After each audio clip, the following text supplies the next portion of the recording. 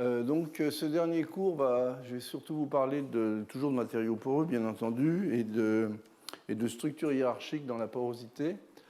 En fait, ce sont des matériaux qui sont très souvent intéressants à la fois au niveau académique, parce que, il y a pas mal de questions sur les aspects de diffusion, interfaces qui sont sous-tendues en fait, par la fabrication de ces matériaux, mais aussi leurs études.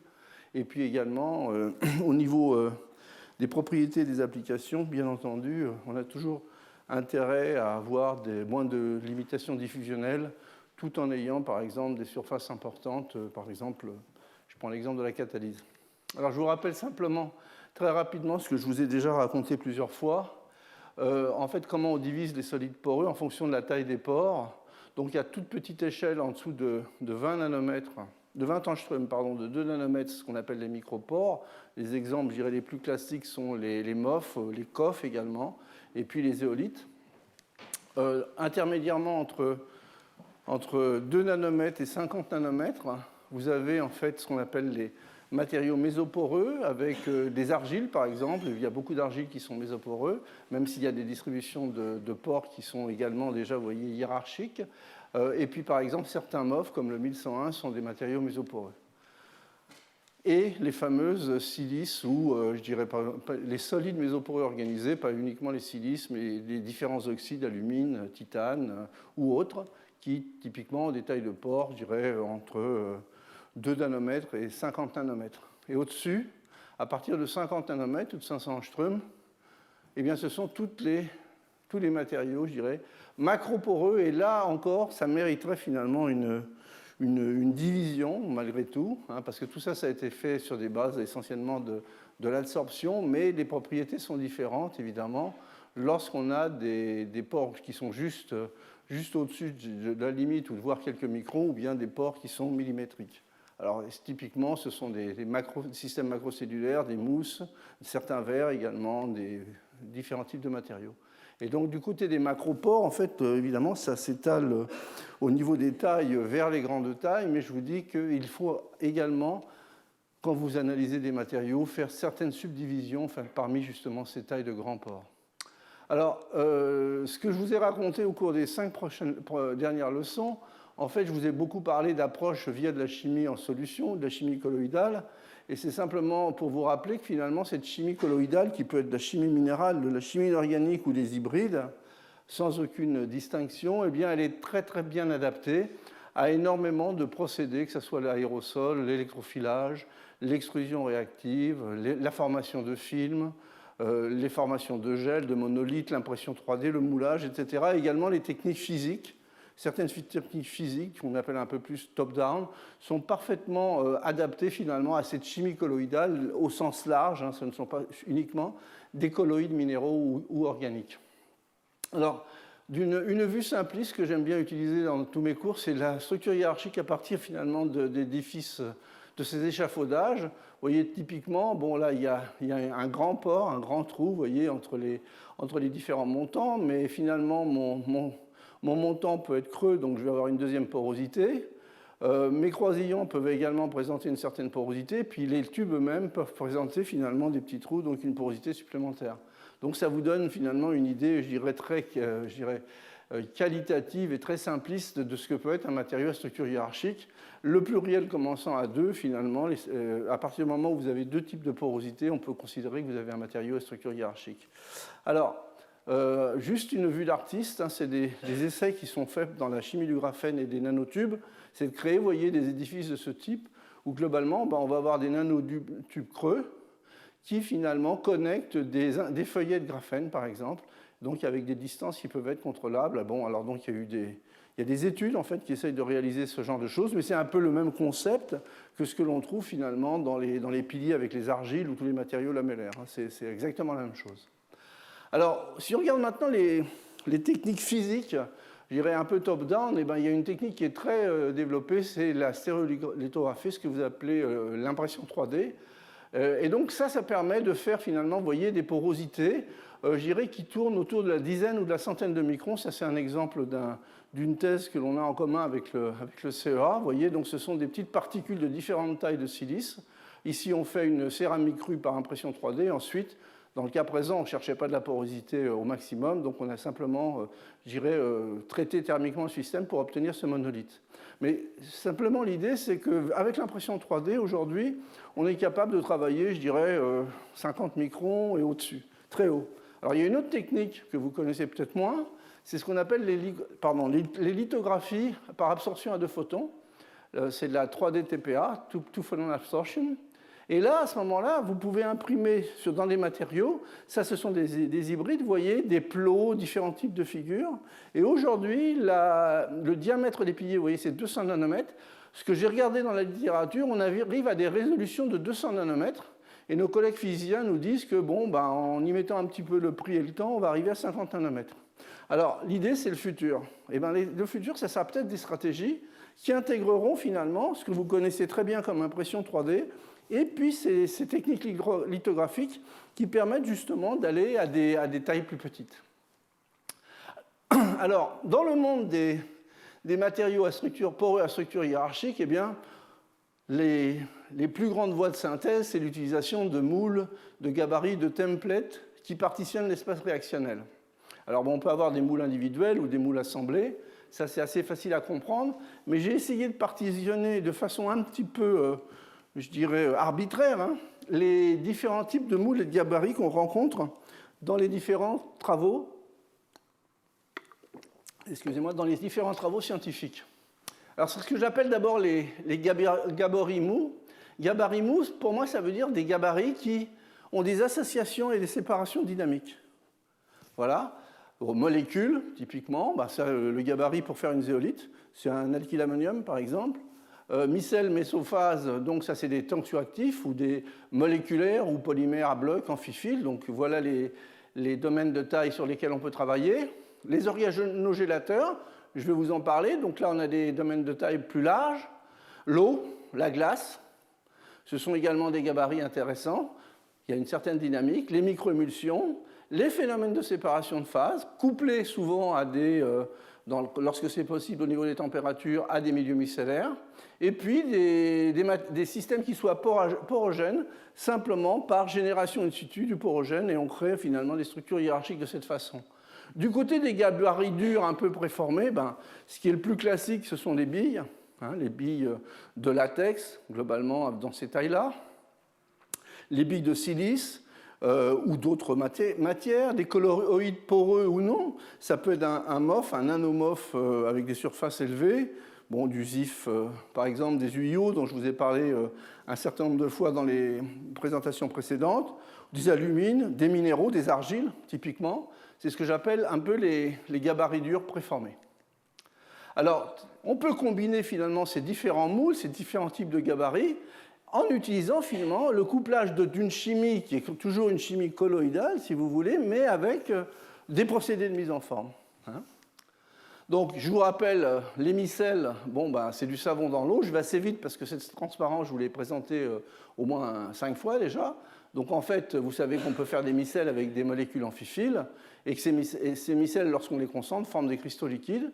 Mais en général, si on reste sur des systèmes moléculaires, on est limité par les tailles autour de, je dirais, entre 15 et 25 angstroms, 30 angstroms. On reste sur des petites tailles. Alors que si on veut obtenir des pores plus gros, eh bien, il y a d'autres systèmes amphiphiles qui sont les blocs copolymères. Ça, c'est quelque chose qui est classique, c'est ce qu'on appelle les pluroniques. Vous avez 2 blocs en bleu hydrophiles et un bloc plus hydrophobe en rouge. Et donc, ce système-là dans l'eau s'assemble, vous voyez, pour former des micelles qui également, à nouveau, s'assemblent en se concentrant pour former différents types de phases cristal liquide. Là, le gain qu'on a, c'est une meilleure stabilité finalement de la micelle et surtout, on a accès à des tailles un petit peu plus grandes que les tensioactifs, je dirais, moléculaires. Alors, exemple, je dirais, classique que je vous ai déjà raconté plusieurs fois, on utilise un précurseur moléculaire qui va polymériser. Les savons, on a un auto-assemblage coopératif, formation par exemple de phase hexagonale, de phase cristal liquide hexagonale, décoration avec les petites tétraèdres bleus sur les parties hydrophiles, on condense, ensuite on élimine le savon, par différentes méthodes, évidemment, ça on en a parlé longuement dans les autres cours, pour libérer finalement une porosité organisée, je dirais, totalement minérale, il y a des OH évidemment, ou hybride en fonction du choix du précurseur qu'on a fait au départ.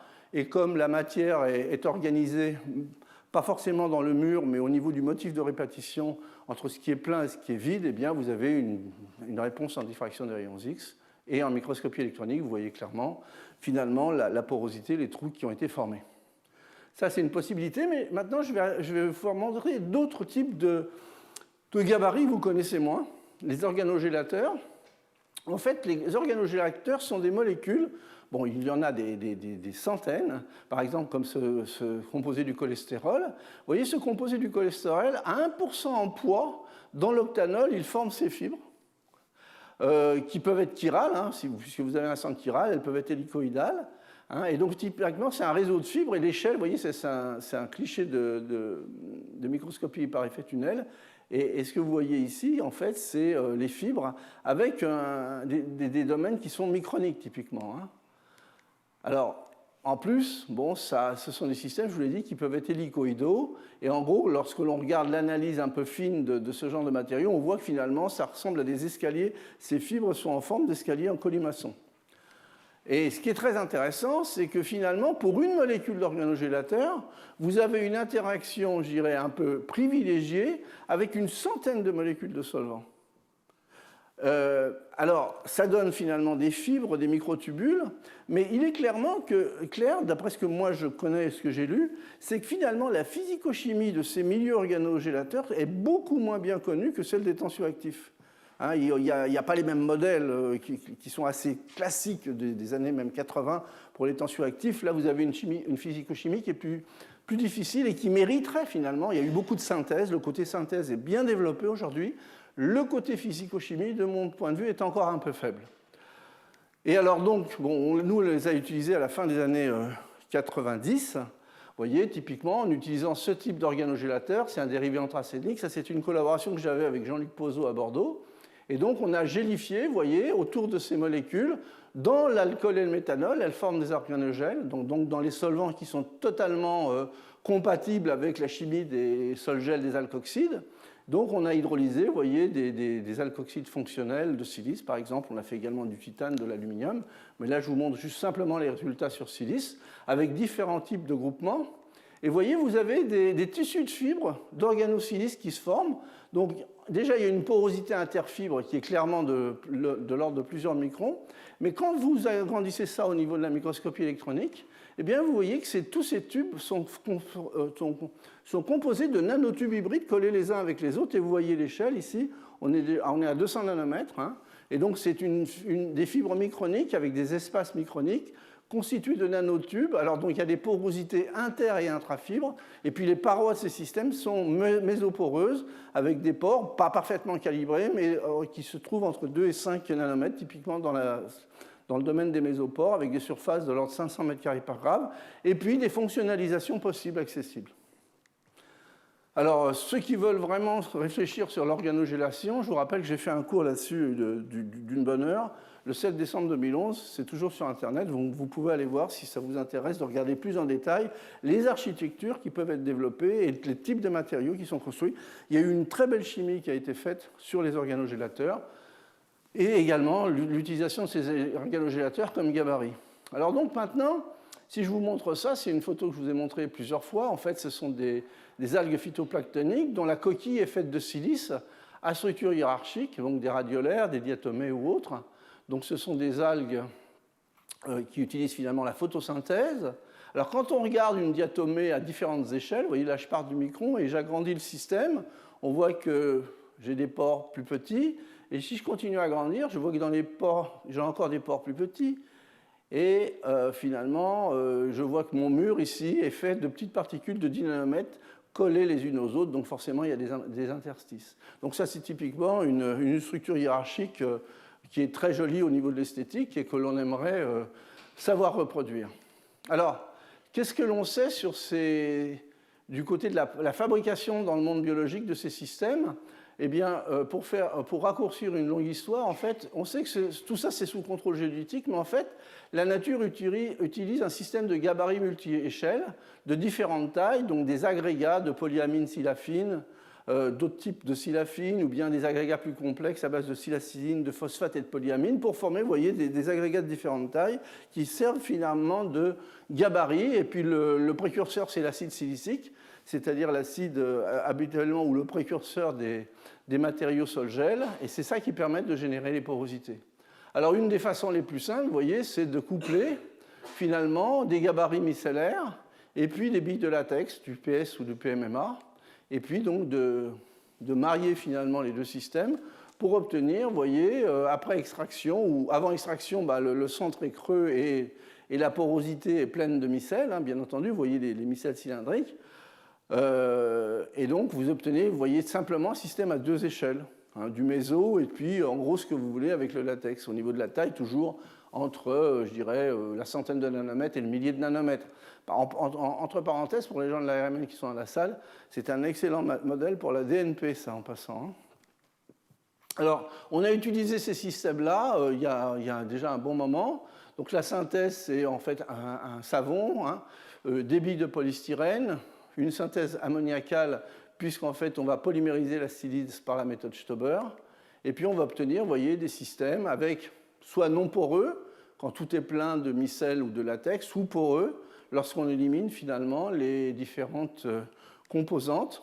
Alors vous voyez, on a une très bonne calibration des objets, d'une part parce que ça se fait autour du latex, et puis que ce sont des conditions de synthèse de silice-Stauber, donc en général ce sont des particules bien calibrées, et on obtient, vous voyez, des porosités. Au centre, vous avez le trou du latex, et des porosités, vous voyez que les canaux sont relativement bien orientés vers la partie centrale de la particule. Alors bon, ce qu'on a fait avec ces systèmes-là, c'est qu'on les a dopés avec de l'or, en fait un précurseur d'or. On a nucléé de l'or à l'intérieur de ces systèmes. Et donc après lavage, ce que l'on obtient, c'est une distribution des particules d'or dans le grand trou ou dans le petit trou. Et l'essentiel finalement de l'or est resté piégé avec des matériaux qui font de l'ordre de 2 nm, ce sont des clusters, dans la partie mésoporeuse. Donc vous voyez, ça c'est simplement pour vous montrer. Bon là, ce sont des particules d'or à 7 nanomètres, ça va donner de la plasmonique. Et puis les clusters à 2 nanomètres, ça va donner une très forte fluorescence. Et donc on a déjà deux types de sondes et puis des grandes surfaces. Donc on peut charger le système pour en faire un vecteur pour la thérapeutique. Donc typiquement, la surface de silice, ça peut être fonctionnalisé avec ce que l'on veut comme système de reconnaissance. C'est biodégradable. On a mis de la doxorubicine. On a deux systèmes d'or qui peuvent finalement générer deux types de réponses, infrarouge, photoluminescence qui arrive dans l'infrarouge, donc dans la fenêtre de transparence des tissus, et également plasmonique, mais également l'or à cette petite taille est magnétique, et donc on peut faire également des images par résonance magnétique nucléaire. Alors voilà ce que ça donne, c'est un travail qu'on a publié il y a 3 ans. Ça, ce sont l'émission, finalement l'imagerie par fluorescence infrarouge sur une souris. Là, c'est le témoin. Et ici, ce que vous voyez, c'est la zone d'injection par IRM. Vous voyez le contraste créé auprès de la zone d'injection. Et ces systèmes-là ont été testés. Vous voyez, bon, ça c'est intéressant, une fluorescence à 827 nanomètres, c'est exactement la bonne fenêtre de transparence. Imagerie photoacoustique, ça marche également. Thérapeutie photothermique, puisque vous pouvez utiliser finalement l'optique et le magnétisme pour échauffer finalement localement la tumeur. Et puis relargage de médicaments, quelque chose d'assez classique qui a déjà été fait dans la littérature. Alors si on veut augmenter un petit peu la complexité en l'utilisation de gabarits multiples, ça c'est un ancien travail qui a été fait par les collègues de Santa Barbara, Stuckey et Bratsmelka, où ils ont fait, vous voyez, un premier motif avec des tampons de PDMFs, donc typiquement l'échelle c'est 10 microns. À l'intérieur des tampons, eh bien, on remplit avec des latex, et dans les interstices des latex, on remplit avec de la silice qui est polymérisée en présence de tensioactifs. Et ensuite, on enlève toute la matière organique et on récupère un système à 3 échelles, le tampon, la taille du tampon, même s'il y a une contraction, le latex et la partie mésoporeuse avec de la silice. Alors vous voyez, donc c'est pas mal, mais je vais vous montrer des choses qui sont encore plus jolies.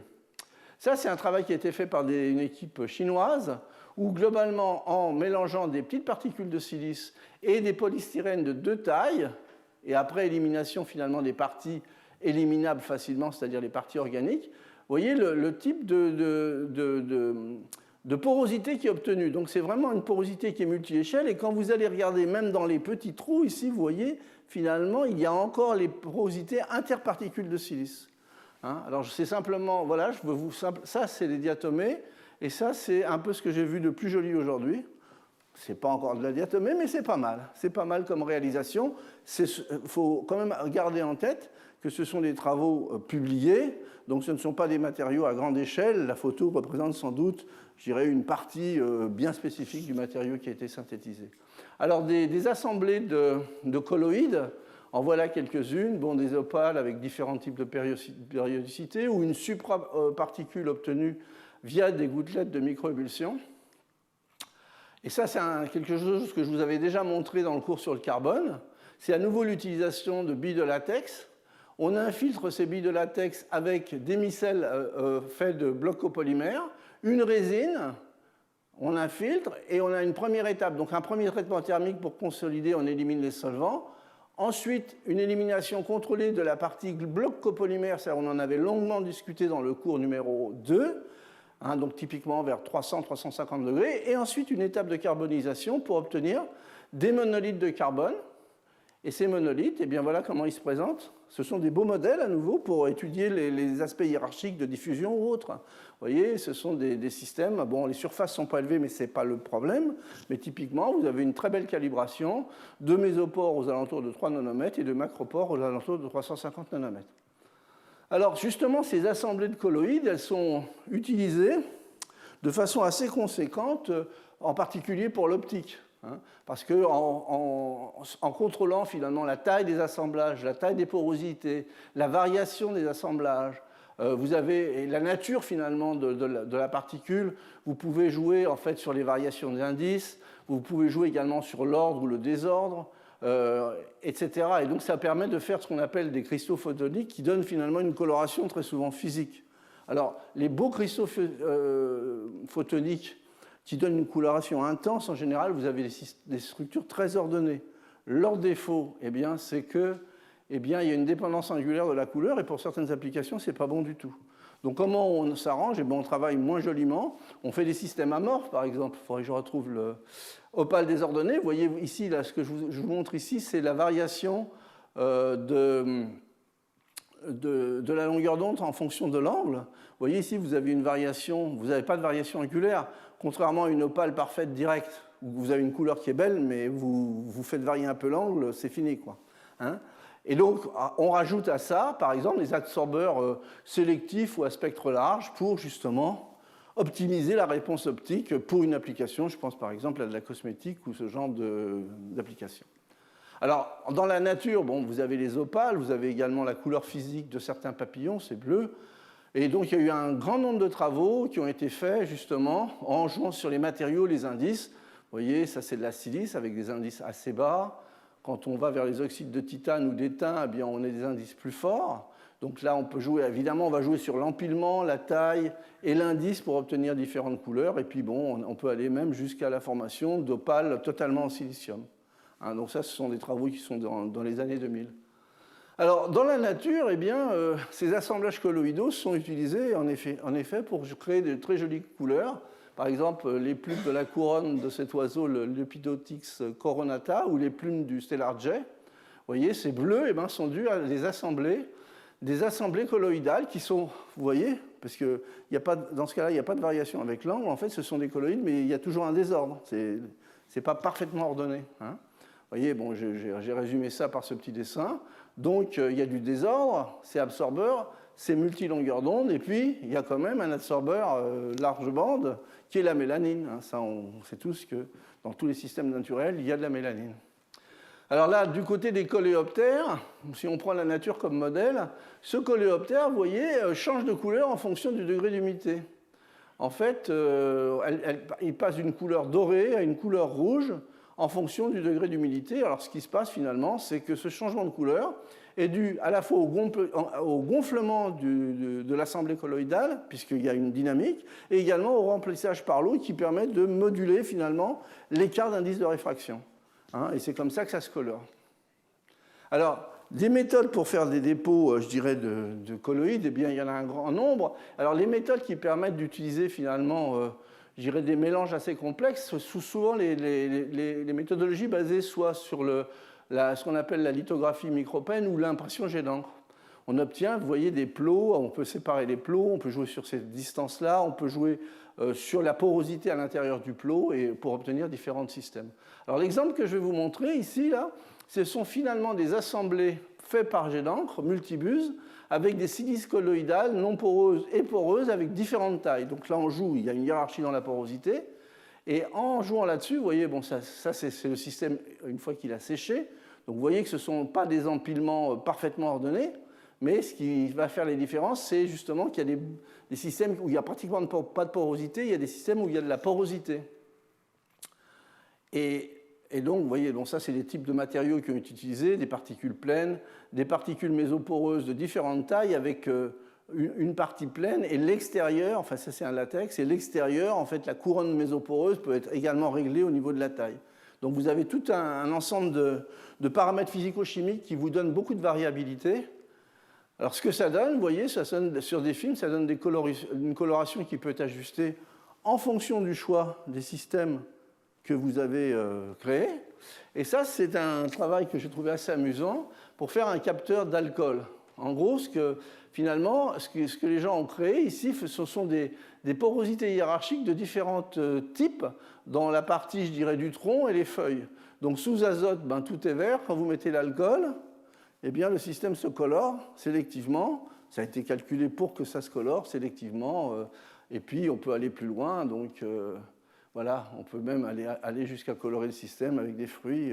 Mais ça, c'est vraiment un jeu de taille, d'indice et de porosité. Hein. Donc, ça permet de... Donc, c'est simplement pour vous montrer cet exemple, le niveau de précision qu'on peut avoir finalement dans ces assemblages. On peut également déposer finalement ces matériaux sur des substrats souples. Et ça, là, ça commence à devenir intéressant au niveau des applications. Sinon, ben, le jet d'encre, on peut l'utiliser. Ça, c'est un travail qu'on avait fait avec les gens de Limoges et de Montpellier. On peut l'utiliser en présence de tensioactifs pour créer, vous voyez, des systèmes multiplots, mésoporeux. Et puis, on peut jouer également sur ces porosités-là, bon, avec des pores parfaitement organisés. Et puis, on peut fonctionnaliser ces plots par des précurseurs de silice. Vous voyez, ce petit N3, vous savez tous dans la salle que c'est le précurseur dont on a besoin pour faire de la chimie clique. Et donc, on va cliquer un colorant pour avoir une coloration, par exemple, verte. Donc, un capteur. Et puis, on peut, dans une autre rangée de plots, ben, on peut faire l'inverse, utiliser finalement un organosilane porteur d'une liaison alcyne. On fait un clic avec un autre type de colorant pour avoir du rouge. Et puis, voilà, le futur, on peut faire ce genre de choses. Ça, ce projet-là, c'était essentiellement développé pour faire des multicapteurs ou des nez artificiels ou ce genre de choses. Donc ça, c'est un petit peu le niveau de contrôle que l'on a aujourd'hui dans ces systèmes. Alors maintenant, je vais vous parler d'un gabarit qui est beaucoup plus commun, je dirais l'eau, comme gabarit couplé à la chimie colloïdale. Une suspension colloïdale, vous voyez, c'est une suspension où il n'y a pas de dépôt. Si vous voyez, c'est un peu turbide, donc ça veut dire qu'il y a une partie de la lumière. Il y a un peu de la lumière qui est diffusée, mais en fait, ça ne dépose pas. À l'intérieur de cette solution, vous avez des objets qui peuvent être des latex, des particules de MOF, des particules d'or, ou tout ce que vous pouvez imaginer. Et de l'eau, en fait, dans deux différentes formes, peut être utilisée finalement comme gabarit. Alors, un gabarit qui est très utilisé par les polyméristes en particulier, il y a de très beaux travaux au Japon, c'est ce qu'on appelle les figures de respiration, breath figures. Alors, comment ça marche? Nous, on a travaillé là-dessus pendant quelques temps. Alors, c'est assez simple, le système. Vous utilisez une dispersion colloïdale de particules, poreuses ou non. Vous pouvez utiliser des MOF, des particules poreuses, ce que vous voulez, à partir du moment où c'est une suspension colloïdale, dans un solvant organique volatile. Et donc, au moment où, si vous contrôlez l'étape d'évaporation, ce qui va se passer, c'est que globalement, vous allez avoir un refroidissement de la couche superficielle. Et ce refroidissement, eh bien, si vous contrôlez la pression d'eau, va vous former finalement un ensemble de gouttelettes d'eau qui vont servir de gabarit et qui vont imprimer finalement votre liquide. D'accord? Et donc, à la fin, le solvant est parti et l'eau également se sont évaporées. Vous avez un assemblage finalement de colloïdes avec, par exemple, des MOF, des latex, différents types, et plus la structure micronique imposée par la gouttelette d'eau, puisqu'en fait, une goutte d'eau congelée, enfin condensée par contre, les tailles sont de l'ordre de 1 micron. Alors voilà ce que ça donne. C'est des systèmes qu'on a travaillés, nous, du côté minéral. Il y a beaucoup de travaux sur les polymères organiques. Eh bien, bon, là, je vous ai refait des petits dessins. Vous voyez, vous avez l'empaquetement l'eau forme ce gabarit ici. Et puis, à l'intérieur, vous allez avoir l'empaquetement des particules qui peuvent être poreuses ou non. Donc, dans ce cas-là, la porosité, ça va être la porosité interstitielle entre les particules. Après, vous faites un séchage, un traitement thermique. Donc ça, ce sont des nanocristaux de CDSE avec du polystyrène. Voilà ce que ça donne. Ce que vous voyez, les grands trous ici, c'est les petites gouttelettes d'eau. Et ici, ça, c'est un travail qu'on avait fait au labo avec des nanocristaux d'oxyde de cérium. Et ce que vous voyez ici, c'est les gouttelettes d'eau. Et dans les murs, eh bien, on a une porosité, puisque les petites particules font quelques nanomètres, elles sont collées les unes sur les autres. Donc ça, c'est une façon d'utiliser finalement l'eau comme gabarit. Alors, une autre façon d'utiliser l'eau comme gabarit, c'est d'utiliser une autre forme de l'eau, c'est-à-dire la glace. Ce que je vais dire pour l'eau est valable pour beaucoup de solvants. En fait, vous partez d'une suspension aqueuse colloïdale que vous congelez, et quand vous congelez la glace, vous avez une croissance finalement des cristaux de glace, ici que j'ai symbolisé en noir, et entre les cristaux de glace, vous écrasez finalement toutes ces espèces colloïdales qui peuvent être à nouveau poreuses ou non. Et ensuite, eh bien, vous éliminez le solvant, c'est-à-dire l'eau dans ce cas présent, non pas par séchage direct, mais par sublimation. Donc vous sublimez le système et ensuite vous récupérez finalement le système où l'eau est partie et puis éventuellement vous pouvez le consolider par un frittage. Alors voilà ce que ça donne. Typiquement, on a un sens de la croissance des cristaux de glace. Là, c'est un petit peu modélisé. Et vous pouvez y mettre ici toute la nanochimie et la matière vol que vous pouvez imaginer. Donc des nanoparticules denses pour le collage, des poreuses, du MOF, des silices, des billes de latex, enfin tout ce que vous voulez imaginer. Ça marche. Et vous êtes sûr d'avoir déjà une porosité micronique à cause de la glace ou du solvant que vous congelez.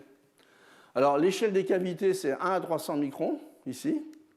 Et puis l'échelle des pores, ça va du 1 nanomètre à 500 microns, sachant que les petites tailles de pores vont être générées par finalement la chimie colloïdale et le contrôle que vous aurez sur cette partie-là. Alors, en fonction, donc, c'est ce qu'on appelle d'une façon plus générale le freeze casting, parce que ça peut être fait avec différents solvants, et bien en fonction de la fraction volumique que vous allez utiliser et puis de la cinétique de congélation, vous pouvez obtenir, vous voyez, des phases lamellaires, dendritique, nid d'abeille, etc. Donc ça, ce sont des choses qui sont bien reportées, par exemple, dans cette grande revue récente de Progress in Material Science. Alors vous voyez ici, ce que j'ai porté, c'est la taille de la partie congelée, donc de la porosité générée par la glace, si vous préférez, en fonction de la fraction volumique, pour, vous voyez, des céramiques, des métaux, des polymères, de l'alimentaire, des pharmaceutiques, etc. Donc en gros, la fourchette, à la louche, je dirais, c'est entre 1 micron et 300 microns, mais vous pouvez utiliser l'eau puis d'autres solvants en fonction. Donc ça, pour faire des belles manips de physique, ça peut être très intéressant, de mon point de vue. Alors, qu'est-ce que j'ai trouvé dans la littérature d'intéressant? Là, ce sont des gens qui ont utilisé des éolites. Donc, ces entités-là sont microporeuses. On peut faire varier la taille pour avoir une deuxième porosité. Puis, on génère ça dans la glace. Vous voyez, on obtient des pièces monolithiques. Et ici, ce que vous voyez ici, ce sont les cavités macroporeuses à 20 microns, finalement générées par les gabarits de glace. Ça, c'est un autre travail qui a été fait par une équipe japonaise, où là, ils ont complexifié un peu le système avec des toutes petites particules de silice, des particules de latex, et pareil, on utilise la glace comme gabarit, et à l'arrivée, vous voyez, on obtient des systèmes monolithiques, avec finalement une anisotropie de la croissance de la glace qui peut être vue finalement assez facilement qualitativement grâce à l'anisotropie de la lumière transmise quand on irradie avec un laser parallèle ou perpendiculairement au système. Et voilà ce que ça donne. Pardon, j'étais un peu vite. Vous voyez, donc ça, c'est la structure micronique associée à la glace, la porosité.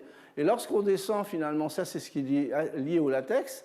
Et ça, ce qui est lié, finalement, au second gabarit qui a été utilisé. Alors, vous voyez, ça donne des choses de ce type-là, avec des surfaces, je dirais, raisonnables, 300 m² par gramme. Et puis, finalement, un contrôle qui n'est pas mauvais. Il y a des cracks, mais nobody's perfect, je dirais. mais globalement, ça donne des systèmes sur lesquels on peut faire quand même un certain nombre d'études physiques. Alors cet ice templating, c'est énormément utilisé, par exemple au labo Francisco Fernandez, utilise également ce genre d'approche. Et dans ce travail, vous voyez, c'est un système dans lequel les gens ont fait des composites avec un MOF LuIO66, dont je vous ai beaucoup parlé la dernière fois, justement, avec du chitosane, pour faire justement des composites poreux, MOF chitosane, avec des micropores et des macropores. Les micropores, c'est le LuIO66 qui les génère. Et les macropores de 20 à 40 microns, c'est justement le gabarit de glace. Et donc, ce sont, par exemple, des systèmes qu'on peut mettre sous forme de pastilles, qui sont de très bons absorbeurs recyclables d'herbicides. Alors, maintenant, je voudrais vous montrer un système où il y a de la hiérarchie, mais essentiellement du côté des macropores, c'est la fourrure de l'ours polaire.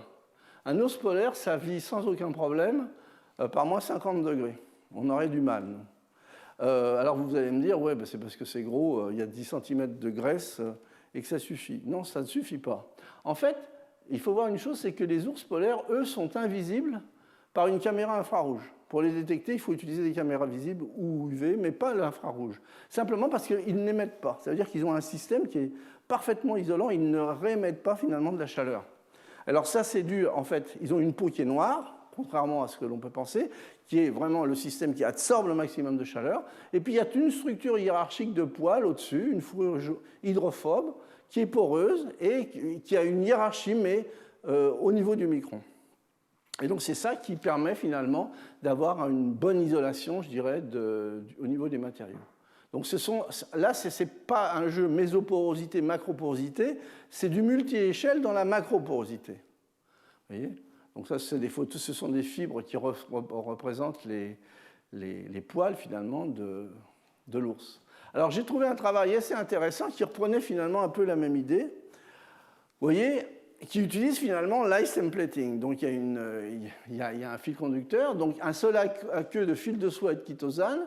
Et puis en fait on l'utilise, vous voyez ici c'est la source froide, on fait un filage à froid du système et les cristaux de glace qui permettent de créer la macroporosité. Donc ça c'est le système, vous voyez c'est assez rudimentaire. Donc on peut enrouler finalement le fil de soie formé, mais en présence de glace. Donc on crée un système qui est macroporeux à différentes échelles. Et voilà ce que ça donne. On peut faire des textiles, vous voyez, avec ici, ce que vous voyez, ces pores alignés, ce sont les pores justement lamellaires qui ont été créés par la congélation de la glace. Et donc, vous avez une hiérarchie dans la porosité. Alors, ce qui est très marrant, dans cet article, vous voyez, c'est du 2018, c'est récent. Voilà les résultats. Alors, quand vous voyez de la lumière rouge ou jaune apparaître, ça veut dire que finalement, sous caméra infrarouge, le système émet de la chaleur, ce n'est pas isolant. Donc ça, c'est le lapin non revêtu. Le lapin revêtu de polyester, on voit quand même qu'il y a un contraste. Et voilà le lapin revêtu avec ce tissu. Vous voyez que finalement, là, on n'a pas de contraste pratiquement ou bien moins marqué avec le milieu environnant. Et en fait, toujours sous caméra infrarouge, quelle que soit la température du milieu extérieur, 40, 15 ou moins 10, eh bien, vous voyez que dans la partie recouverte, vous n'avez pratiquement pas de contraste avec le milieu environnant. Donc vous avez un système qui augmente finalement, qui améliore énormément l'isolation. Je voulais vous montrer parce que c'était un petit peu, je dirais, marrant. Hein. Mais bon, c'est vous montrer également l'intérêt finalement du contrôle de la porosité, même si on reste sur l'échelle micronique, mais à différentes échelles. Alors des matériaux qui sont, eux également, à structure hiérarchique, eh bien connus, ce sont les aérogels. Alors, un aérogel, c'est un solide ayant un volume poreux de plus de 95%, rempli par de l'air et constitué de mésopores, pas forcément organisés, mais dans cette taille-là, et de macropores dont les diamètres peuvent aller jusqu'à quelques centaines de nanomètres. C'est pour ça que la plupart des aérogels ne sont pas totalement transparents, puisque vous êtes également, il y a des gros pores qui, en fait, sont exactement dans la fenêtre d'absorption, finalement, et donc de diffusion de la lumière. D'accord ? Alors, pour faire un aérogel, eh bien, on a plusieurs options. Par exemple, si je prends l'exemple de silice, on fait un polymère de silice, donc un gel. Et puis là, on a deux méthodes. On peut soit le sécher très lentement, et là, on va obtenir un xérogel. C'est-à-dire, vous voyez, au niveau de la variation de volume, vous partez avec un bécher et vous vous retrouvez avec une pièce de 1 euro. hein, voilà. Alors que si vous le faites dans d'autres conditions de séchage, en particulier séchage hypercritique, vous obtenez un aérogel où globalement vous avez une diminution de volume mais qui est bien moindre. Alors l'une des difficultés lorsqu'on justement on essaye de sécher ces systèmes, eh ben, ce sont les contraintes capillaires, bon, vous connaissez tous la loi de Laplace, qui entraînent finalement des craquelures importantes. Bon, ça, ce sont ces contraintes capillaires qui créent finalement ces craquelures dans la boue, ou bien qui transforment un monolithe de silice en petits grains parce que vous le séchez trop rapidement. Alors, quels sont les remèdes? Ben, il y en a plusieurs. Bon, vous pouvez toujours essayer de faire un séchage lent. Ça vous permet d'obtenir un xérogel. Vous pouvez faire un échange par un solvant moins polaire que l'eau. En particulier, si vous échangez avec un solvant comme le CO2 et que vous vous mettez dans des conditions de séchage hypercritiques, c'est-à-dire dans des conditions de pression et de température où la phase liquide et gazeuse sont indiscernables, vous n'avez plus d'interface, vous n'avez plus ce genre de problème. Et donc, vous pouvez le sécher normalement. En plus, le CO2, c'est très souvent utilisé simplement parce que, vous voyez, les températures critiques et les pressions critiques sont assez raisonnables. Vous avez d'autres façons également.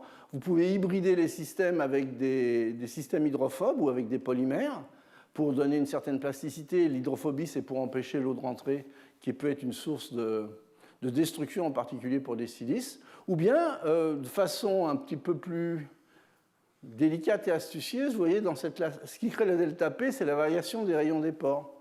Donc, si vous recentrez la distribution des pores, vous avez un petit peu moins de problèmes au niveau des contraintes et donc du craquage. Donc, voilà, ce sont des systèmes, vous voyez, opalescents, transparents, de superbes isolants, très légers, des densités, vous voyez, qui sont proches de celles de l'air, des porosités énormes, des surfaces spécifiques énormes, des conductivités thermiques, vous voyez, très intéressantes, et également des isolants acoustiques. Et ça, c'est déjà utilisé industriellement comme isolant thermique et phonique. Et c'est vendu, par exemple, entre autres, par deux sociétés, Aspen et Cabot, essentiellement pour leurs aspects isolation. Alors, il y a d'autres applications des aérogels. Donc, par exemple, du côté de la NASA, ça fait longtemps qu'ils utilisent des aérogels comme collecteurs de poussière cosmique parce que finalement, à cause de la structure de l'aérogel, finalement, le système est comme un matelas qui amortit progressivement les poussières cosmiques sans les détruire. Et donc, ça, c'est utilisé mais depuis au moins 15 à 20 ans déjà. Alors, il y a d'autres façons de construire ces aérogels. On n'est pas obligé de partir de polymères de silice ou de polymères organiques. On peut le faire en utilisant à nouveau de la chimie colloïdale. Ça, c'est un travail de Mathéus pendant sa thèse. Et donc, vous avez une dispersion colloïdale de nanoparticules concentrées que vous déstabilisez progressivement pour les amener finalement à se coller entre elles. Et ensuite, vous échangez le solvant et vous faites un séchage hypercritique pour obtenir un matériau qui est de type aérogel. Donc ça, c'est ce qu'il a fait, vous voyez, avec différents types de matériaux. Ça, ce sont des YAG de pessérium ou des fluorures de gadolinium. Tout ça, évidemment, ce sont des systèmes intéressants pour leurs propriétés optiques et en particulier leurs propriétés luminescentes. Et puis, on peut renforcer ces systèmes, par exemple, par calcination. Ça, ce sont des YAG de pessérium. Et là, vous voyez, ça renforce forcément le système, même si on perd un petit peu sur la porosité. Ce que vous voyez ici, à l'échelle de 300 nanomètres, c'est la macroporosité. Et ici, vous voyez les porosités interparticulaires à l'échelle de quelques nanomètres, quelques dizaines de nanomètres. Vous voyez, en agrandissant, vous voyez, il y a des porosités. Forcément, les particules se collent, mais vous avez toujours des cavités. Alors, on peut faire ça avec différents types de matériaux. Ça, c'est un travail qui a été fait justement par d'autres groupes, en particulier en Allemagne et en Suisse.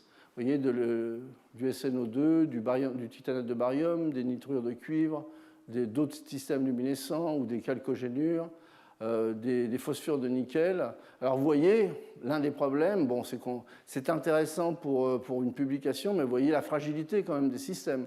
Donc il faut quand même arriver à contrôler finalement les aspects mécaniques. Ça, c'est un point souvent important qui est pas forcément toujours analysé dans les travaux concernant les aérogels. Donc, vous voyez ici, ce que vous voyez, c'est la porosité interparticule de BaTiO3, vous voyez. Donc, typiquement, c'est une porosité, l'échelle ici, c'est 5 nanomètres. Donc, ce sont des petits trous de l'ordre de 2 nanomètres. Alors, il y a une autre façon de les stabiliser au niveau mécanique, ça c'est ce qu'a fait Mathéus, c'est-à-dire faire des composites, c'est ce que je vous disais au départ, avec par exemple de la silice. Donc, vous allez une source de silice pour faire une réaction sol-gel, et puis les nanoparticules que vous déstabilisez. Et donc, vous pouvez obtenir, vous voyez, par exemple, de l'or ou de l'or dans l'IAG ou de GDF3 avec de la silice. Et ici, ce sont également des systèmes qui ont été rendus composites avec de la silice. Vous voyez, au niveau de la composition chimique, aujourd'hui, des aérogels, on peut les faire avec de nombreux systèmes différents, du noir de carbone, de l'or, de l'oxyde de titane, du PMMA. Le point important, eh bien, qui n'a l'air de rien, c'est la stabilisation. La déstabilisation pour arriver à une assemblée colloïdale propre et la tenue mécanique du système, ça, ce sont des choses qu'il faut arriver à régler et ce n'est pas toujours facile.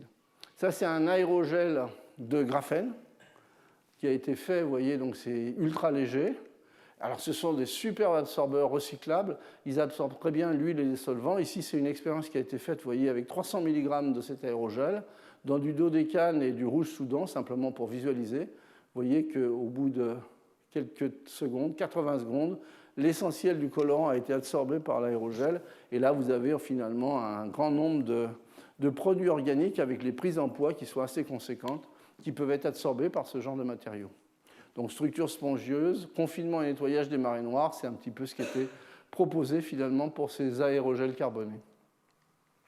Alors maintenant, on va un peu tourner la page. Donc, on peut également faire un contrôle dynamique à l'échelle micronique. Autrement, c'est-à-dire on va jouer sur des problèmes de séparation de phase ou sur des microémulsions. Et puis, on va avoir une phase qui va constituer la matrice finale, qui, elle, peut éventuellement générer de la micro- ou de la mésoporosité. Alors, ces approches-là, elles peuvent être faites avec des polymères minéraux, avec des polymères organiques, comme je vous en ai montré dans les leçons 3 et 4, également avec des nanoparticules poreuses ou non, des MOF, par exemple. Voilà. Donc ça peut être fait assez facilement. Alors, un exemple que je vous avais montré dans mon premier cours d'introduction, c'est celui des verres Vicor, vous voyez, où finalement, on a des systèmes qui sont moulables, manipulables, avec, vous voyez, c'est pas récent, un Vicor, avec des tailles ajustables de l'ordre de quelques nanomètres au micron. Alors ça, c'est basé finalement sur une séparation de phase. Les verres Vicor, ce sont des borosilicates contenant des alcalins, et en fonction finalement de comment vous les générez, en fait, soit par chauffage au-dessus de cette température-là avec des temps longs, vous allez avoir une séparation de phase où la partie borosilicate de sodium va être expulsée, mais cette partie est lavable, et donc en fonction de la façon dont vous travaillez avec une extraction acide ou une extraction alcaline, eh bien, vous allez pouvoir générer des verres poreux avec non seulement des macropores, mais également des micropores et des mésopores. Vous voyez, donc ça c'est un autre schéma. En fait, le réseau de silice riche en silice, c'est le réseau que vous n'allez pas éliminer. Vous avez la séparation de phase, et la phase soluble riche en borate et Na2O va se trouver ici. Et donc, en contrôlant finalement le lavage et également les temps de recuit, eh bien, vous allez pouvoir jouer également sur la porosité que vous voyez ici en blanc clair. Par contre, si vous chauffez moins et que vous avez des temps plus courts, ben vous laissez moins s'étendre la séparation de phase. Et dans ce cas-là, vous pouvez, après lavage évidemment, obtenir par exemple des silices poreuses avec des micropores et des mésopores. Vous voyez, ça c'est ce que je vous ai déjà montré. En fait, c'est un cliché de MEB. Bon, ici, on a une échelle de 100 nanomètres. Et ici, vous avez la distribution du rayon de taille de pore. Là, on est à 2 nanomètres. Vous voyez. Donc, c'est un peu le niveau de contrôle qui peut avoir lieu pour ces matériaux-là, et qui sont des matériaux anciens, mais qui sont des super matériaux modèles, finalement, pour faire des études physiques, et puis avec également des tas d'applications dans le domaine industriel. Exactement la même stratégie, mais sur de la matière molle, ça a été développé par Nakanishi au Japon, à Kyoto. En fait, il joue sur les deux aspects, c'est-à-dire qu'il va avoir une phase qui va se former, donc un gel de silice, et puis une phase polymère qui va créer la séparation de phase. Et en jouant sur les paramètres chimiques, c'est-à-dire température, concentration, rapport 2, eh bien, il va gérer les cinétiques de la gélation et de la séparation de phase, de telle façon à obtenir finalement des grands pores par séparation de phase, généralement qui peuvent être activés avec, par exemple, des solvants polaires ou bien des oligomères du type polyhexydéthylène, et puis la partie silice, elle, va permettre d'obtenir, vous voyez, les micro ou mésopores par contrôle, finalement, je dirais de la chimie sol-gel habituelle, en présence, par exemple, soit en contrôlant le pH, soit en présence de tensioactifs. Alors, vous voyez, en gros, on obtient un pseudo-diagramme d'état avec les quantités de solvants de silice et de polyoxyde d'éthylène. Et on peut régler, en fait, la taille des pores et le volume poreux, finalement, en jouant essentiellement sur ces trois paramètres. D'accord ? Donc ça a été bien fait, bien analysé par Nakanishi. On peut les utiliser, ces systèmes-là, vous voyez. Donc ça, c'est des systèmes qui ont été préparés en présence de tensioactifs. Donc vous avez des petits pores bien calibrés et puis des macropores, qui résultent de la séparation de phase. Vous voyez, typiquement, c'est pas mal au niveau des distributions. Vous avez les mésopores, les macropores. Et ces systèmes-là, sont intéressants au niveau, je dirais, académique, mais également, ils ont été développés, en particulier, il a revendu ses brevets à Merck, pour faire des colonnes de SiO2 à bimodal, à répartition bimodale, des colonnes d'oxyde de titane, ou bien des colonnes hybrides, qui présentent une certaine flexibilité, c'est pour faire de la chromato. Alors avec des niveaux de séparation très très bons, c'est efficace et rapide. Et donc Merck, en fait, c'est ce qu'ils utilisent dans certains de leurs dispositifs de chromatographie. Alors on peut jouer sur la chimie également, en prenant d'autres types de précurseurs, vous voyez, des précurseurs à base de polyol, qui sont connus pour avoir des réactivités différentes des alkoxydes de silicium classiques, et surtout les groupes partants, les groupes expulsés, ont des solubilités différentes et des compatibilités différentes avec les polymères à bloc qui est dans le mélange diol-eau. Donc ça permet finalement de jouer à nouveau un peu plus finement sur les textures. Là, vous avez la mésoporosité générée. Ici, vous voyez, des structures qui ressemblent plus à des structures en bâton. Et ça, c'est le monolithe obtenu à la fin de la synthèse. Donc en fait, c'est juste des exemples qui vous montrent qu'il y a un grand nombre de paramètres sur lesquels on peut jouer pour affiner finalement à la fois la mésoporosité et la macroporosité dans ces systèmes. Alors une autre façon de faire, c'est d'utiliser finalement des microémulsions, c'est-à-dire faire de la mayonnaise. Je vous rappelle la recette de la mayonnaise. On utilise un tensioactif biologique, mais là on s'en passera, de l'huile, de l'eau. Dans la partie eau, eh bien, avec le savon, vous rajoutez finalement un système qui va polymériser pour créer un polymère minéral ou hybride. Et donc vous pouvez gérer la taille des gouttelettes avec la force mécanique que vous allez utiliser pour faire votre mayonnaise. Et donc vous obtenez après séchage des monolithes qui présentent, vous voyez, des formes différentes, donc des mousses hybrides, avec une macroporosité qui est associée à la taille de la gouttelette de la microémulsion. Donc ça, c'est typiquement, c'est pas calibré, mais c'est quelque chose qui est dans le domaine du micron. Et puis une mésoporosité, le mur lui-même, la partie bleue qui a été condensée en présence de micelles, vous avez une mésoporosité associée à ces systèmes. Alors ça, ce sont des systèmes assez marrants au niveau du laboratoire, qu'on peut utiliser pour différentes, je dirais, mesures physiques ou autres. Alors évidemment, quand vous laissez ça dans les mains d'un chimiste, eh bien, on peut tout de suite modifier les surfaces avec des différents types de groupements fonctionnels. À nouveau, on va avoir la structure hiérarchique. Bon, on a eu ces matériaux-là, on les a utilisés dans des réactions catalytiques du type ex-Suzuki, des réactions où on a besoin de catalyseurs acides ou basiques, ou même également des biocatalyseurs. Il y a un grand nombre de travaux. C'est un travail qui a été fait en collaboration et qui a été porté par Reinald Backhoff à Bordeaux. Donc ça, ce sont des systèmes de mousse où on a créé des systèmes complexants pour piéger finalement à l'origine des actinides, mais bon, au niveau du laboratoire, on s'est contenté de piéger les terres rares, vous voyez. Donc ça, ce sont à nouveau, il y a une structure mésoporeuse et macroporeuse qui permet l'accessibilité et le piégeage de grandes quantités. Évidemment, ces mousses, vous pouvez les modifier en les remplissant par une résine formophénolique, avec ou sans tensioactif. Vous carbonisez dans une première étape pas trop haut pour enlever finalement le tensioactif, et ensuite vous faites une pyrolyse du carbone pour obtenir, vous voyez, après dissolution de la silice, qui vous sert de gabarit, des petits monolithes. Et ces monolithes présentent, vous voyez, soit des structures microniques, donc de la macroporosité, soit de la structure mixte, macroporeuse et mésoporeuse, si vous utilisez intermédiairement ici, par exemple, un tensioactif. Donc en fait, évidemment, vous voyez ce que je vous montre ici, c'est le cliché de microscopie électronique, justement lorsqu'on a utilisé un tensioactif. Vous voyez très, très clairement la structure mésoporeuse, et ici c'est la structure macroporeuse du système carboné. On les a testés par exemple comme électrodes positives dans des batteries lithium-soufre, et vous voyez qu'au niveau de la capacité rémanente, bon, on a une capacité élevée qui reste quand même assez élevée, même après un bon nombre de cycles. On a cette descente-là, bon ça c'est associé au fameux polysulfure qui gêne finalement l'utilisation de ces batteries, mais au niveau de la construction du matériau, la hiérarchie est là. Alors maintenant, pour arriver dans la toute dernière partie de mon exposé, ben, je vais vous montrer que finalement cette chimie colloïdale, je vous ai montré pas mal de procédés, mais on peut aller plus loin. Et donc ça, c'est un travail qui a été fait par Marco Faustini.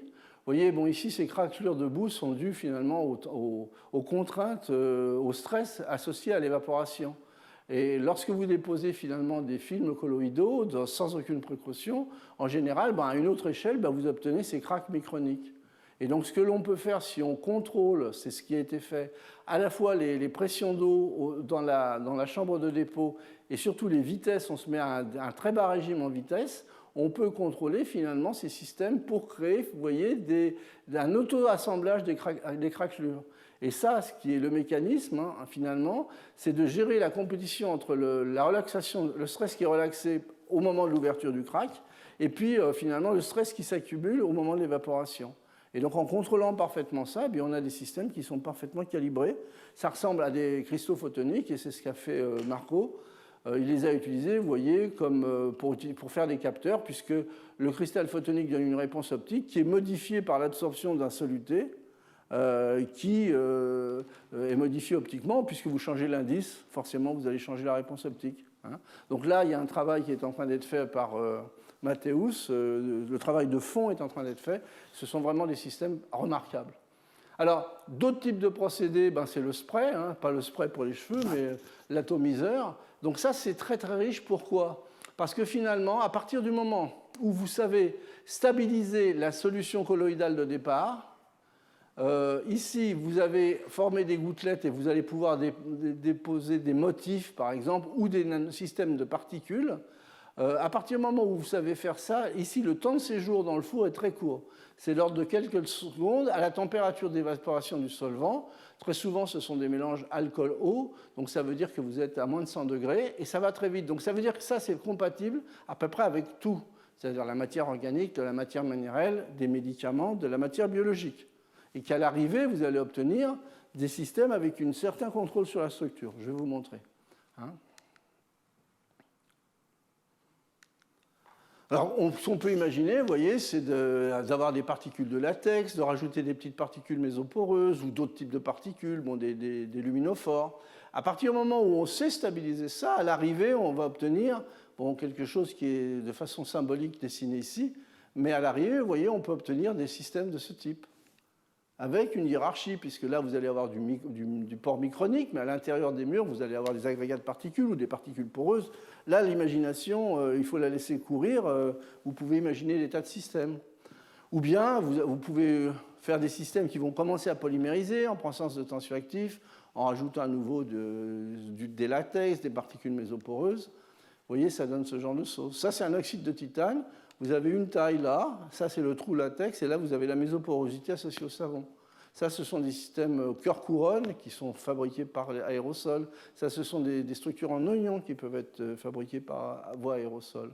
Alors, simplement pour vous montrer l'intérêt, on a beaucoup travaillé sur ces systèmes, en particulier avec Cédric Boissière, parce que finalement, ce système où on peut très bien gérer la surface, c'est un système qui est très compatible avec un procédé industriel, le processus aérosol, les gens connaissent, mais également c'est un système qui donne une accessibilité totale à la surface. Ce que vous allez voir ici, c'est une microscopie qui a été faite par Ovidiu Hersen, qui sera là d'ailleurs vendredi au colloque, et vous allez voir, on a une connectivité qui est parfaite, avec des murs qui peuvent être mésoporeux. Et donc, c'est très intéressant pour les catalyses. On a fait des MOF par ces voies-là, on a fait des tas d'autres choses. Là, vous allez le voir que finalement, le système est... Vous avez une très belle connectique dans le système.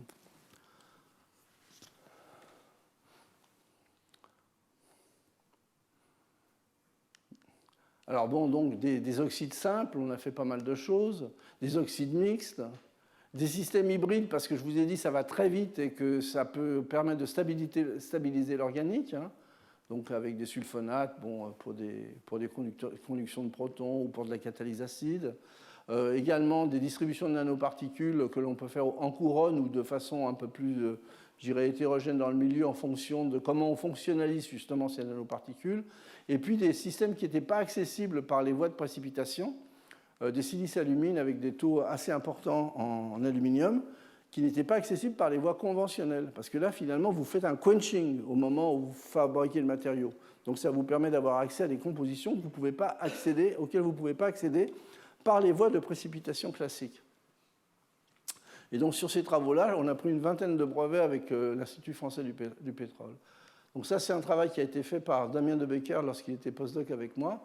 Donc c'est pareil. Donc les catalyseurs, ce sont des anions de Keggin avec une silice-alumine générée par des précurseurs d'alumine. Vous voyez, on obtient des jolies sphères avec une très belle mésoporosité.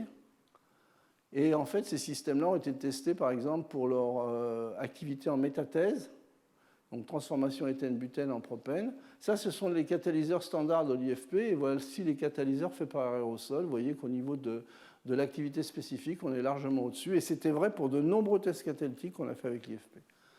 Alors, à temps court, ce sont des systèmes qui sont intéressants. On peut évidemment aller choisir autre chose qu'un Keggin ou molybdène, prendre du tungstène, et là, on a encore des performances qui sont meilleures. Donc ça, c'est un peu les structures qu'on peut obtenir par voie aérosol. Ça, Marco Faustini vous en parlera pendant le colloque. Vous voyez, ce sont des structures vraiment très jolies en éponge ou corail, si vous préférez. Et ça, ce sont des matériaux à base d'iridium ultra poreux, qui ont des structures hiérarchiques et qui ont des architectures intéressantes au niveau de la catalyse et surtout des réponses intéressantes au niveau des propriétés catalytiques dans les électrosures d'eau à membrane échangeuse de protons. Je ne vous en dis pas plus. Ceux qui seront là vendredi écouteront l'exposé de Marco. Alors voilà, je vais finir en fait sur des expériences qui datent il y a très longtemps. Cette expérience-là, elle ne date pas d'il y a très longtemps puisque c'est Xavier et Lise qui l'ont faite. Mais en fait, c'est une expérience qu'on avait faite, vous voyez, en 1980 avec mon collègue Marc-Henri. Mais à l'époque, au laboratoire, on n'avait aucune méthode de caractérisation. On n'avait rien au labo, rien. Et donc, en fait, on s'amusait comme des petits fous avec ce genre de système. Alors, vous voyez ce que ça donne. On va mettre une goutte d'un alkoxyde de titane dans un bécher d'eau. Voilà. Alors, vous voyez les gouttelettes, c'est la danse folle. Ça tourne dans tous les sens. Alors nous, comme on y passait plus de temps, on arrivait à les faire tourner pendant un moment. Bon, je ne vous dis pas les amusements qu'on a eus avec ça. Et puis, bon, à l'époque, on n'avait pas les outils, on n'avait rien pour caractériser ça. La seule chose qu'on s'était dit, oui, ça doit être de l'alcool qui est expulsé, et puis il y a une force centrifuge, c'est ça qui fait tourner les gouttelettes. Alors on a eu une équipe qui, elle, c'est l'équipe de Namur, en fait, qui, elle, attendez, je vais essayer, qui, elle, a repris le même système en 2002, donc 22 ans après. Vous voyez, donc là, c'est la même genre de manix avec un alkoxyde de titane ou de zirconium réactif. Vous voyez, la gouttelette tourne, voilà. Alors, ce qui est intéressant dans leur manip, c'est que, bon, finalement, 20 ans après, hein, c'est pas le roman de Dumas, hein, 20 ans après, ils avaient les moyens de faire les caractérisations de ce système. Alors bon, nous, on avait bien compris que ce qui se passait, c'était ça, quoi. En gros, il y avait l'alkoxyde était hydrolysé. Si c'était des systèmes rapides, ça s'hydrolysait très vite. Et on libérait finalement de l'alcool à grande vitesse, etc. Donc ça, c'était bien ce qu'on avait compris. Mais en fait, on n'avait pas vu que ces systèmes étaient poreux, avec des porosités hiérarchiques multimodales interconnectées, grâce finalement à cet effet porogène. Alors le suivi, vous voyez, ça c'est les travaux de 2010, mais en fait les travaux de Baoliansou ont commencé en 2002-2003. En microscopie active, optique, on voit bien qu'il y a un front qui se déplace en fonction du temps et il y a la formation de crevasses. Et donc quand on regarde le matériau séché, on voit bien ces crevasses en forme d'entonnoir qui partent du centre de la particule. Donc ça c'est la particule une fois séchée, ça ressemble à une crevette, c'est pas forcément très très joli, mais voilà ce que ça donne quand vous commencez à regarder à l'intérieur. D'accord ?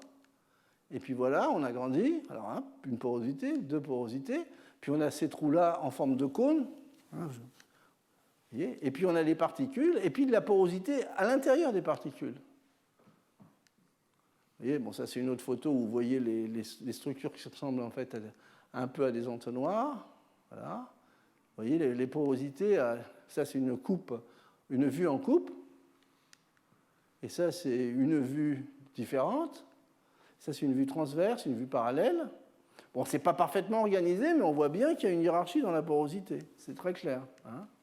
Alors finalement, ce qui se passe, vous voyez, c'est que finalement, vous avez des murs qui sont mésoporeux à cause de l'association des petites particules de silice ou de TiO2. Ça ne marche pas avec la silice parce que l'hydrolyse-condensation n'est pas assez rapide, qui se forment. Et puis, finalement, il y a des canaux en forme d'entonnoir qui sont formés à cause de l'expulsion par l'alcool. Voyez. Alors, les porosités, voilà ce que ça donne. Ici, vous voyez les macropores en forme d'entonnoir. Ici, vous allez voir les pores interparticulaires. Et puis, il y a les micropores qui sont internes aux petites particules qui s'associent. Hein. Donc, les réactions d'hydrolyse-condensation, je ne vous les décris pas. C'est assez classique. Hein. Mais il faut que ça soit un alkoxyde qui soit réactif. Il y a un aspect cinétique qu'il ne faut pas négliger dans ce système. Alors, voilà en cartoon ce que ça donne. Vous avez de l'eau qui arrive, vous avez ces réactions qui démarrent, et puis vous avez en fait de l'eau, de l'alcool qui se forme. Tout de suite, finalement, vous avez une espèce de fermeture de la goutte, pas étanche, mais qui commence à se fermer. Hein, et la réaction se continue, et l'alcool doit être expulsé. Et c'est cet alcool expulsé qui va créer finalement les canaux en forme d'entonnoir. Hein. Donc c'est vraiment un système dynamique qui se forme avec une structure hiérarchique. Pourquoi pas? C'est presque un système naturel, je dirais. Alors bon, ça c'est une... Je regarde l'heure, oui, j'ai fini là. Ça c'est avec des... Je vous dis, il faut des alkoxydes réactifs du type zirconium pour que ça marche. Hein. Et donc la création des macropores est due à des molécules d'alcool essentiellement et un peu d'eau qui sont libérées brusquement par les réactions d'hydrolyse. Hein. Et donc c'est ça qui crée cette porosité hiérarchique. Alors, a priori, si on trouve d'autres types de porogènes, eh ben, on peut finalement reproduire finalement des structures hiérarchiques poreuses avec des gaz, des liquides, par exemple. Ah ben, l'idée qui était évidente ensuite, c'est d'utiliser, vous voyez, ces triméthyl d'aluminium ou d'étain ou de gallium, puisque l'hydrolyse va conduire à la libération brutale de méthane. Donc voilà ce que ça donne. Hein. Dans le cas de l'aluminium, vous avez une hydrolyse très violente qui vous fait cet hydroxyoxyde d'aluminium avec de libération de méthane. Vous obtenez une mousse de ce type. Et maintenant, quand vous regardez finalement la porosité, bon, c'est une porosité de l'ordre de 500 m² par gramme avec un volume poreux qui est raisonnable. Des cavités en forme de cage, des macropores de 50 à 80 nanomètres, des très gros macropores à 200 et puis également des mésopores. Vous voyez ce que ça donne au niveau de la microscopie électronique. Là, l'échelle, c'est 1 micron. L'échelle ici, c'est 200 nanomètres, 100 nanomètres. Vous voyez bien, c'est une porosité qui est complexe, mais qui est hiérarchique. 100 nanomètres, il y a un agrandissement. Et en fait, quand vous regardez dans le détail ces macropores, eh bien, ils sont formés de nanocristaux, d'aiguilles qui sont cristallisées, de nanocristaux. Donc là, on va même jusqu'à obtenir un matériau cristallisé. Là, ce que vous voyez ici, ces parties noires, ce sont ces petites aiguilles qu'on agrandit à nouveau. Vous voyez, ça fait une espèce de tissu d'aiguilles. Et puis elles sont vraiment, vous voyez, cristallisées en tous les cas sur leur centre. L'extérieur a l'air un peu plus amorphe, puis le centre est cristallisé. Alors ça se forme un petit dessin simplifié. Vous créez en fait par hydrolyse libération du méthane, qui va être l'agent porogène. Vous créez ces toutes petites particules d'hydroxyde d'aluminium qui viennent s'agréger pour former finalement ces tiges. Et ces tiges à nouveau, ce sont des tiges qui sont elles-mêmes mésoporeuses, se recollent en fait pour former des nanotiges branchées pour obtenir, vous voyez, des structures de ce type. Donc ça, c'est un modèle, je dirais, très simplifié, mais on comprend bien qu'au départ, il y a la création des pores avec du porogène et ensuite il y a une agrégation ordonnée qui a lieu entre nanoparticules, puisqu'en fait, vous nucléez très vite le système, donc vous allez obtenir finalement des systèmes qui sont relativement bien calibrés. Je vous rappelle, nucléation rapide, ça permet de générer du petit et généralement bien calibré. Alors j'ai fini mon exposé. Pour ceux qui seront intéressés par la hiérarchie dans les matériaux, eh ben, on a édité un bouquin il y a un petit moment, vous voyez. Attendez, ça va trop vite. Ici, chez Wiley, donc, où il y a pas mal de... C'est un bouquin avec plusieurs chapitres sur justement les problèmes de hiérarchie. Et également, il y a eu une série d'articles de revue en 2007 dans le Chemistry Press, volume 46, auquel on a participé, bien entendu. Il y a eu énormément d'articles. Si vous voulez vraiment aller fouiller cet aspect structure hiérarchique, je vous conseille d'aller là.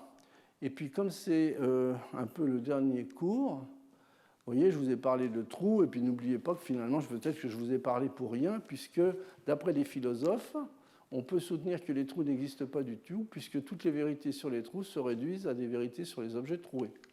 Voilà. Je vous remercie pour votre attention.